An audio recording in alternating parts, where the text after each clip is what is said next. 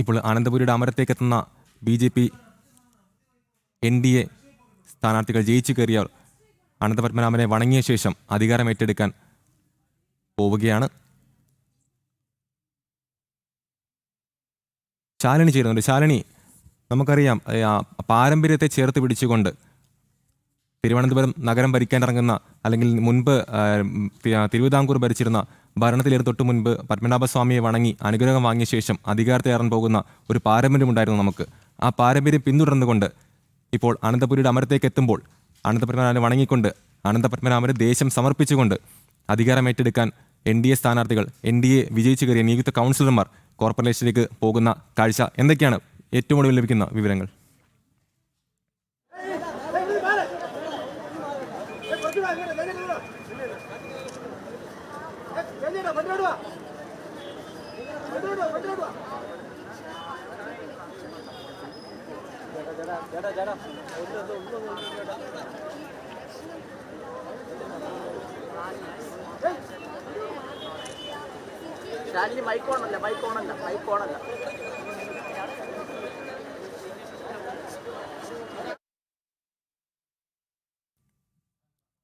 അനന്തപുരിയുടെ മണ്ണിൽ താമര വിരിയിച്ച് നഗരസഭയുടെ ഭരണമുറപ്പിച്ച BJPയുടെ കൗൺസിലർമാർ ഉൾപ്പെടെ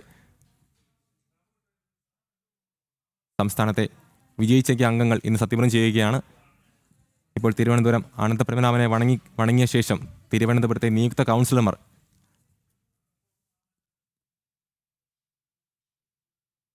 അധികാരമേറ്റെടുക്കാൻ കോർപ്പറേഷനിലേക്ക് നീങ്ങുന്നു. അനന്തപുരിയിൽ അനന്തപത്മനാഭനെ വണങ്ങിയ ശേഷം കയ്യിൽ താമര ഉയർത്തിക്കൊണ്ട് നിയുക്ത കൗൺസിലർമാർ നിൽക്കുന്ന കാഴ്ച. ശാലിനി, പറയൂ.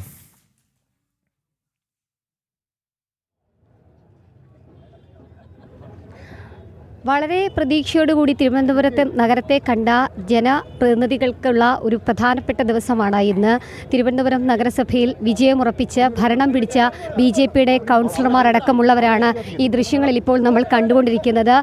മുൻ പ്രതിപക്ഷ നേതാവ്, ഇപ്പോൾ ഭരണപക്ഷത്തെ MR ഗോപൻ അടക്കമുള്ള, ശ്രീലേഖ അടക്കമുള്ള എല്ലാ കൗൺസിലർമാരും ഈ ദൃശ്യത്തിൽ നമുക്ക് കാണാൻ സാധിക്കും. അവരൊക്കെ ഇവിടെ എത്തി അവരുടെ വിജയം പത്മനാഭന് സമർപ്പിച്ചതിന് ശേഷം അല്പസമയത്തിനകം ഈ കോർപ്പറേഷൻ ഓഫീസിലേക്ക് പോകും. കോർപ്പറേഷൻ ഓഫീസിലേക്ക് പോകുന്നതിന് മുൻപ് അവർ പാളയത്തെത്തി പാളയം രക്തസാക്ഷി മണ്ഡപത്തിൽ പുഷ്പാർച്ചന നടത്തുന്നുണ്ട്. പുഷ്പാർച്ചനയും നടത്തിയതിന് ശേഷമാണ് പത്മനാഭസ്വാമി ക്ഷേത്രത്തിൻ്റെ പുതിയ കാവൽക്കാർ അല്ലെങ്കിൽ ജനപ്രതിനിധികൾ, നഗരസഭയുടെ പ്രിയപ്പെട്ട BJPയുടെ കൗൺസിലർമാർ അങ്ങനെ നഗരസഭയിലേക്ക് എത്താൻ പോകുന്നത്. BJPയുടെ തിരുവനന്തപുരം ജില്ലാ അധ്യക്ഷനടക്കമുള്ളവരെ നമുക്കിപ്പോൾ ദൃശ്യങ്ങളിൽ കാണാം.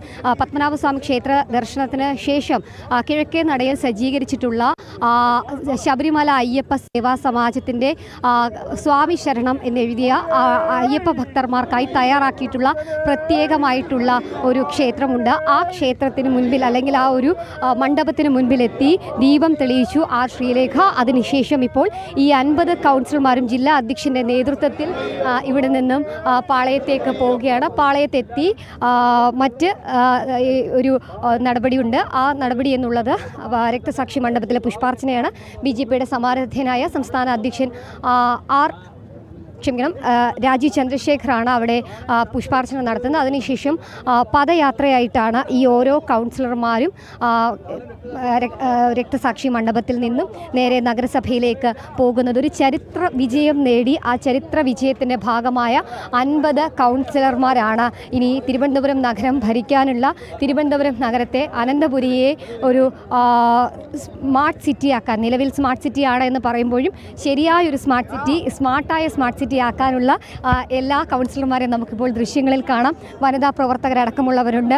ഒപ്പം തന്നെ വളരെ പ്രതീക്ഷയോടുകൂടി തിരുവനന്തപുരം നഗരത്തെ കാണുന്ന ആ ഒരു പ്രതീക്ഷ പങ്കുവെച്ചുകൊണ്ട് തന്നെയാണ് ഇവരൊക്കെ ക്ഷേത്ര ദർശനത്തിനായി അകത്തേക്ക് പോയത്. പത്മനാഭനെ വണങ്ങി പത്മനാഭൻ്റെ ദാസന്മാരായി ഇവരെല്ലാം അനന്തപുരിയുടെ ഭരണം ഏറ്റുപിടിക്കാൻ, ആ ഭരണ നിർവഹണത്തിനായി ഇവിടെ നിന്നും യാത്ര തിരിക്കുകയാണ്. ഇനിയിപ്പോൾ നമ്മളെല്ലാം ഉറ്റുനോക്കുന്നത് നഗരസഭയുടെ അകത്തളത്തിലെ കാഴ്ചയാണ്. കഴിഞ്ഞ 45 വർഷമായി ഇടത് വലത് മുന്നണികൾ ഭരിച്ച് ഭരണത്തിൻ്റെ കെടുകാര്യസ്ഥത, ഭരണമുരടിപ്പ്, ഒപ്പം തന്നെ അഴിമതി ഭരണം അതൊക്കെ തുടച്ചു നീക്കാൻ, അനന്തപുരിയെ ഒരു വലിയ മുന്നേറ്റത്തിലേക്ക് എത്തിക്കാൻ, അനന്തപുരിക്കൊരു വിജയം നൽകിക്കൊണ്ടുള്ള അല്ലെങ്കിൽ വികസനം നൽകിക്കൊണ്ടുള്ളൊരു വികസിത അനന്തപുരി ആക്കാനുള്ള എല്ലാ രീതിയിലുള്ള പ്രവർത്തനങ്ങളുമാണ് BJP ഇനി മുന്നോട്ട് വയ്ക്കുന്നത്. നമ്മൾ ദൃശ്യങ്ങളിൽ കാണുന്നത് പ്രവർത്തകരെല്ലാം ക്ഷേത്ര ദർശനം കഴിഞ്ഞ് പുറത്തേക്കിറങ്ങി.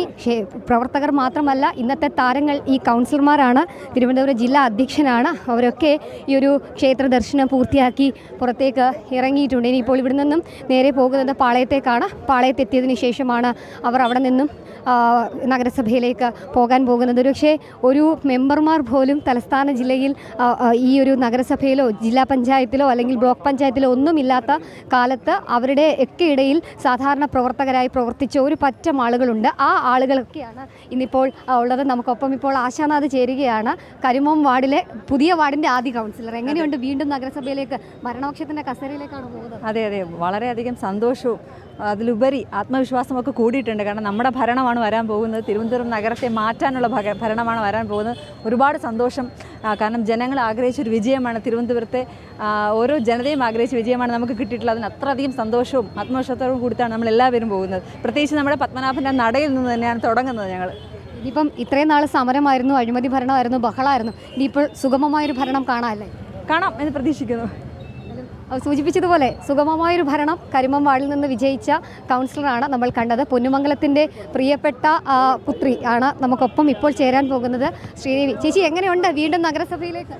തീർച്ചയായിട്ടും വലിയ സന്തോഷത്തിലാണ് നമ്മളിപ്പോൾ എല്ലാവരും. വലിയൊരു അഭിമാന വിജയമാണ് നമുക്ക്. എന്തായാലും നമ്മൾ BJP ഭരണത്തിൽ വരുമെന്ന് നമ്മൾ പ്രതീക്ഷിച്ചു. അത് ജനങ്ങളുടെ ആ ഒരു വിശ്വാസം നമ്മളിൽ അർപ്പിച്ചിരിക്കുകയാണ്. എന്തായാലും നമ്മൾ അവർക്ക് വേണ്ടി നല്ലൊരു ഭരണം കാഴ്ചവെക്കും എന്നാണ് എന്തായാലും പറഞ്ഞതല്ല, ഒരു മികച്ച ഭരണം നൽകും എന്നുള്ളതാണ്. രണ്ട് വാക്ക് വിജയട എന്നാണ് ഇപ്പോൾ ഈ സമയം പറയാനുള്ളത്. സന്തോഷം, എല്ലാം പറഞ്ഞിട്ടുണ്ട്. ബാക്കി സത്യപ്രതിജ്ഞ കഴിഞ്ഞിട്ട് പറയാം. എല്ലാം പറഞ്ഞിട്ടുണ്ട്. സന്തോഷമെന്നുള്ളതാണ് അദ്ദേഹം പറഞ്ഞിട്ടുള്ളത്. ഇവിടുന്ന് ഇപ്പോൾ നേതാക്കന്മാരെല്ലാം മടങ്ങുന്നു. ഒപ്പം തന്നെ മറ്റ് ജനപ്രതിനിധികൾ, ഒപ്പം തന്നെ വിജയിച്ച കൗൺസിലർമാർ അടക്കമുള്ളവർ ഇവിടെ നിന്നും പോവുകയാണ്. എന്തായാലും അല്പസമയത്തിനകം ഇനി പാളയത്തേക്കാണ് എത്തുന്നത്. പാളയത്ത് നിന്നും പദയാത്രയായിട്ടാണ് നഗരസഭയിലേക്ക് എത്തുന്നത്. പക്ഷേ ആ ശ്രീകോവിലേക്ക്, ഭരണത്തിൻ്റെ തലസ്ഥാനത്തിൻ്റെ ശ്രീകോവിലേക്ക് അവർ എത്തുന്നത് അത്രയധികം സന്തോഷത്തോടെയാണ്. കാരണം ഇത്രയധികം വർഷത്തെ ഭരണം മുരടിപ്പിന് ഒരു മാറ്റമുണ്ടാകും. മാറാത്തത് മാറ്റിയ BJPയുടെ സംസ്ഥാന അധ്യക്ഷനും പ്രവർത്തകർക്കുമൊക്കെയാണ് ഇവരുടെ ഈ വിജയം ഇവർ സമ്മാനിക്കുന്നത്. ആ പ്രതീക്ഷയിലാണ് അവർ നഗരസഭയുടെ പടവുകൾ കയറാൻ പോകുന്നത്. എന്തായാലും 20,000-ഓളം വരുന്ന ജനപ്രതിനിധികൾ സംസ്ഥാന വ്യാപകമായി ഇന്ന് സത്യപ്രതിജ്ഞ ചെയ്ത് അധികാരത്തിലേറുകയാണ്. അതിന് ചുക്കാൻ പിടിച്ച BJPയുടെ സംസ്ഥാന അധ്യക്ഷൻ അടക്കമുള്ളവർ അത് നേരിട്ട് കാണാൻ തലസ്ഥാനത്ത് നഗരസഭയിൽ ഉണ്ടാകുമെന്നുള്ളതാണ്. അപ്പോൾ ഇവർ വിജയിച്ചു പോകുന്നതിൻ്റെ സന്തോഷത്തിലൊക്കെ താമര വിരിയിച്ച സന്തോഷത്തിൽ എനിക്കും കിട്ടിയിട്ടുണ്ട് ഒരു താമര. എന്തായാലും വളരെ നാളത്തെ കാത്തിരിപ്പാണ്. അനന്തപുരിയിൽ ഒരു താമര വിരിഞ്ഞ് നഗരസഭാ ഭരണം BJPയുടെ കൈകളിലേക്ക് എത്തുമോ എന്നൊക്കെയുള്ള ഒരു ചോദ്യമുണ്ടായിരുന്നു. അതിനൊക്കെയുള്ള ഉത്തരം നൽകിയ ദിവസമായിരുന്നു ഈ കഴിഞ്ഞ 13-ാം തീയതി. ഇപ്പോൾ 8 ദിവസങ്ങൾക്ക് ശേഷം അനന്തപുരിയുടെ ചുണക്കുട്ടികൾ, അനന്തപുരിയുടെ വികസനം നൽകാനുള്ള ആ നേതാക്കന്മാരടക്കമുള്ളവർ, ഒപ്പം തന്നെ ജനപ്രതിനിധികൾ നഗരസഭയിലേക്ക് എത്തിക്കൊണ്ടിരിക്കുകയാണ്, കാത്തിരിക്കുകയാണ്. ഇനി ആ 11 മണിക്കുള്ള ആ ഒരു സത്യപ്രതിജ്ഞാ ചടങ്ങിനായി മാധ്യമങ്ങളും രാഷ്ട്രീയ കേരളവും, ഒപ്പം തന്നെ തലസ്ഥാനത്തെ BJPയുടെ ഓരോ പ്രവർത്തകരും. അതെ, തീർച്ചയായും ശാലിനി സൂചിപ്പിച്ചതുപോലെ BJP പ്രവർത്തകരെ സംബന്ധിച്ചിടത്തോളം ആഹ്ലാദത്തിൻ്റെ നിമിഷങ്ങൾ തന്നെയാണ്. ശാലിനിയുടെ കയ്യിലിരിക്കുന്ന ആ താമര പോലെ അത് മുറുകെ പിടിക്കാൻ തന്നെയാണ് അനന്തപുരി വാസികളുടെ തീരുമാനം. അത്തരത്തിൽ തന്നെയാണ് അവർ കാലാകാലങ്ങളായി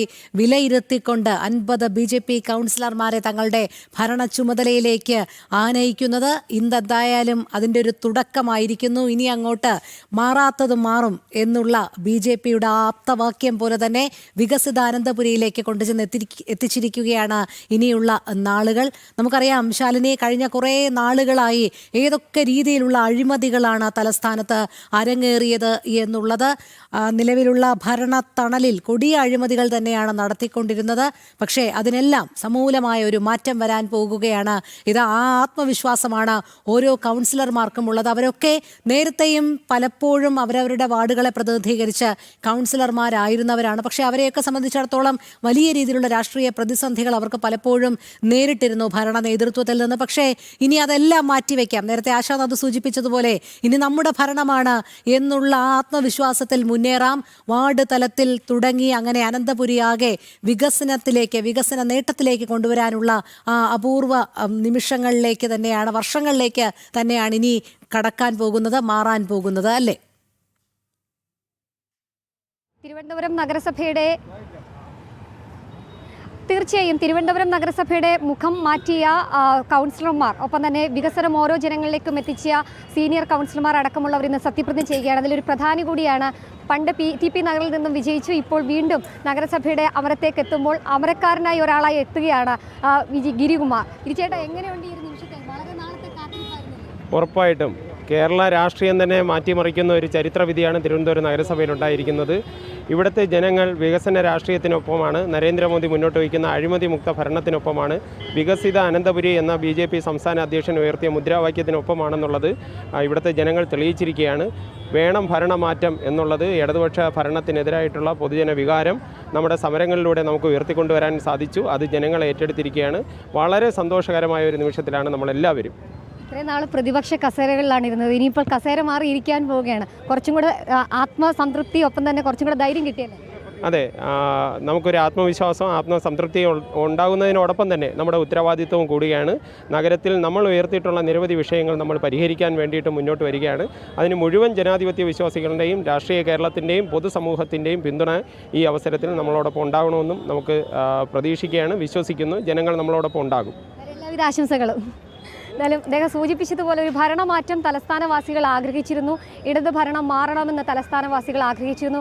അത് നടപ്പിലായ ദിവസമാണ്, നടപ്പിലായ വർഷമാണ്. 2025 അവസാനത്തിലേക്ക് എത്തുമ്പോൾ അതൊരു വലിയ വിജയമായി തലസ്ഥാനത്തെ BJP കൗൺസിലർമാർ കാണുന്നുണ്ട്. എന്തായാലും ജനങ്ങൾ പ്രതീക്ഷിച്ച ഒരു ഭരണം തലസ്ഥാനത്ത് നൽകാൻ BJP കൗൺസിലർമാർക്കാകും എന്നുള്ളതാണ് നമ്മളും പ്രതീക്ഷിക്കുന്നത്. അത്രയധികം സ്വപ്ന പദ്ധതികൾ അവരുടെ ഓരോരുത്തരുടെയും മനസ്സിലുണ്ട്. വികസിത അനന്തപുരിക്കൊപ്പം മാറുന്ന വികസിതമായിട്ടുള്ള ഓരോ വാർഡുകളെയും 101 വാർഡുകളെയും നമുക്കിനി തലസ്ഥാനത്ത് നിന്ന് കാണാൻ കഴിയും. ഇനിയിപ്പോൾ ഈ സത്യപ്രതിജ്ഞ ചടങ്ങിലേക്കാണ് നമ്മൾ ഉറ്റുനോക്കുന്നത്. അതിനുശേഷം പ്രധാനമന്ത്രി നരേന്ദ്രമോദിയുടെ തലസ്ഥാനത്തേക്കുള്ള ആ ഒരു വരവിനായി കാത്തിരിക്കുകയാണ് അനന്തപുരി. മുൻപൊക്കെ പ്രധാനമന്ത്രി ഇവിടെ എത്തിയപ്പോഴും കേന്ദ്രമന്ത്രി അമിത്ഷാ BJPയുടെ സംസ്ഥാന കാര്യാലയം ഉദ്ഘാടനത്തിന് എത്തിയപ്പോഴും അദ്ദേഹം പറഞ്ഞൊരു കാര്യമുണ്ട്. അത് നടപ്പിലായ സന്തോഷം കൂടി നമുക്ക് പങ്കുവെക്കേണ്ടതായിട്ടുണ്ട്. തിരുവനന്തപുരം ഉൾപ്പെടെ കേരളത്തിൽ വിജയക്കൊടി പാറിക്കുന്നതിൽ BJPക്ക് മുൻപിലുള്ളത് ആദ്യം തലസ്ഥാനത്തെ നഗരസഭ പിടിക്കുക എന്നുള്ളതാണ് എന്നാണ് BJPയുടെ സമാരാധ്യനായ കേന്ദ്രമന്ത്രി കൂടിയായിട്ടുള്ള അമിത്ഷാ മുൻപ് കേരളത്തിലെത്തിയപ്പോൾ പറഞ്ഞത്. ആ കേരളത്തിലെത്തിയപ്പോൾ അദ്ദേഹം പറഞ്ഞ ആ വാക്ക് അന്വർത്ഥമായിരിക്കുകയാണ്. തലസ്ഥാനം നമ്മൾ പിടിച്ചിരിക്കുകയാണ്, അനന്തപുരി ഇങ്ങ് എടുത്തിരിക്കുകയാണ്. ആ എടുത്ത ദിവസം ആഘോഷമാക്കുകയാണ് തലസ്ഥാനത്തെ BJPയുടെ. അതെ ശാലിനി, എന്തായാലും വരുന്ന മണിക്കൂറുകളിലും ശാലിനിയിലേക്ക് എത്താം. അനന്തപുരിയുടെ മണ്ണിൽ താമര വിരിയിച്ച നഗരസഭയുടെ ഭരണം ഉറപ്പിച്ച BJP കൗൺസിലർമാർ ഇന്ന് സത്യപ്രതിജ്ഞ ചെയ്യുകയാണ്. ശ്രീ പത്മനാഭസ്വാമി ക്ഷേത്രത്തിന് മുന്നിൽ നിന്നാണ് ശാലിനി അവരുമായി സംവദിച്ചത്, നമ്മളോട് വിശേഷങ്ങൾ പങ്കുവച്ചത്. നമുക്കിന് നേരെ